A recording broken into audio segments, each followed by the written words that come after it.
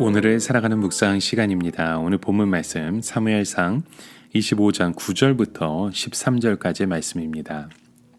다윗이 소년들에게 가서 다윗의 이름으로 이 모든 말을 나발에게 말하기를 마침에 나발이 다윗의 사환하는들에게 대답하여 이르되 다윗은 누구며 이새의 아들은 누구냐? 요즘에 각기 주인에게서 억지로 떠나는 종이 많도다.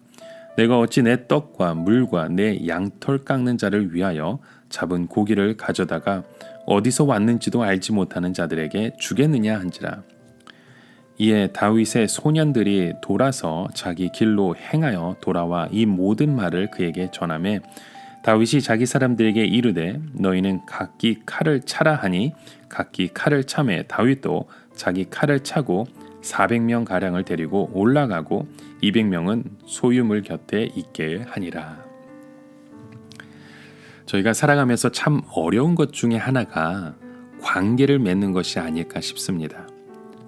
관계는 대등한 관계 혹은 서로를 존중해주는 태도가 매우 중요합니다. 그런데 이런 태도가 없을 때 그 관계는 지속되기 어렵습니다.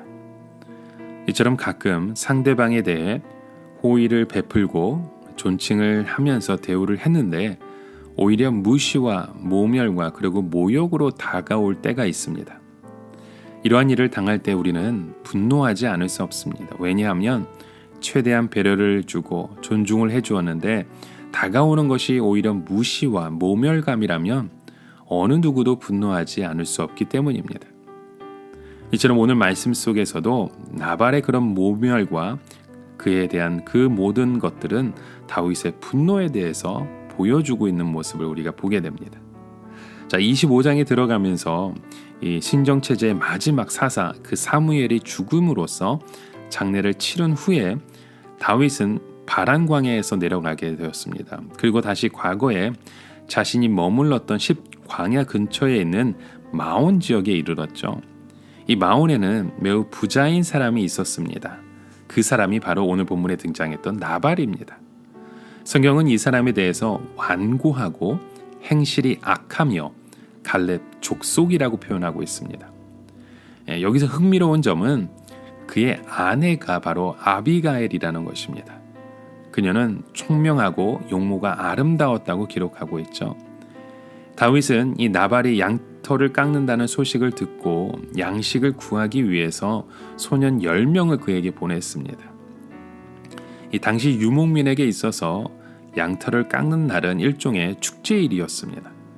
그래서 이날은 많은 음식들을 장만하고 나그네와 일하는 사람들에게 대접함으로 그들의 풍성함을 나누었었습니다. 그래서 다윗은 최대한의 예의를 표하면서 나발에게 도움을 요청했던 것입니다.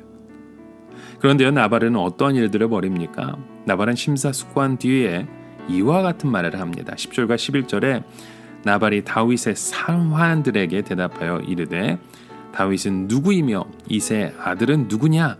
요즘에 각기 주인에게 억지로 떠나는 종이 많도다. 내가 어찌 내 떡과 물과 내 양털 깎는 자를 위하여 잡은 고기를 가져다가 어디서 왔는지도 알지 못하는 자에게 주겠느냐라고 말하죠. 나발은 다윗을 전혀 모르는 사람으로 그리고 아무것도 아닌 사람으로 취급하면서 멸시하는 말을 합니다. 하지만 이 나발이 다윗에 대해 전혀 알지 못할 수 없었습니다. 왜냐하면 다윗은 골리앗을 물리친 용사로서 이름을 떨친 사람이었기 때문이었죠. 그럼에도 나발은 주인에게서 억지로 떠나는 종이라는 표현을 통해 사울에게서 도망친 다윗을 묘사하면서 이 다윗을 경멸했던 것입니다. 이렇게 사울에게 아부하였던 그렇게 생존하며 살았던 나발은 다윗의 그런 간절한 요청을 거절합니다. 참으로 오만한 태도가 아닐 수 없는 것이죠. 이 말을 들은 다윗은 분노하지 않을 수 없었습니다. 최대한 예의를 갖추고 간절한 마음으로 요청을 했는데 모멸감을 받으면서 거절을 당하자 다윗은 나발을 치기 위해서 명령을 내립니다. 이 사실에 대해서 13절에 이렇게 말하죠. 다윗이 자기 사람들에게 이르되 너희는 각기 칼을 차라 하니 각기 칼을 차매 다윗도 자기 칼을 차고 400명 가량을 데리고 올라간다고 기억했습니다. 사울에게 선대했던 모습과는 전혀 다른 모습을 보여주고 있습니다. 다윗은 나발의 말을 전해 듣고 격분했고 흥분된 상태였습니다. 비록 하나님의 뜻과 섭리를 따랐던 다윗이었지만 자신의 분노함으로 인해 원수를 갚지 말라는 하나님의 말씀을 사실 위배하고 있었던 것입니다. 우리는 이런 다윗의 태도를 본받는 것이 아니라 보수하시는 하나님께 맡기는 우리의 그 신앙의 고백들이 일어나야 합니다. 여러분, 오늘도 우리의 삶 가운데 이런 분노가 일어날 때 있습니다.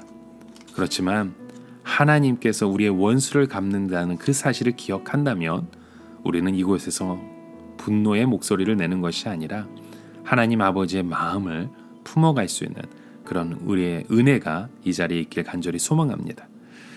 오늘을 살아가며 한 가지 묵상의 질문을 드립니다. 여러분, 누군가에게 요청할 때 최대한의 예의를 갖추어서 한 적이 있으십니까?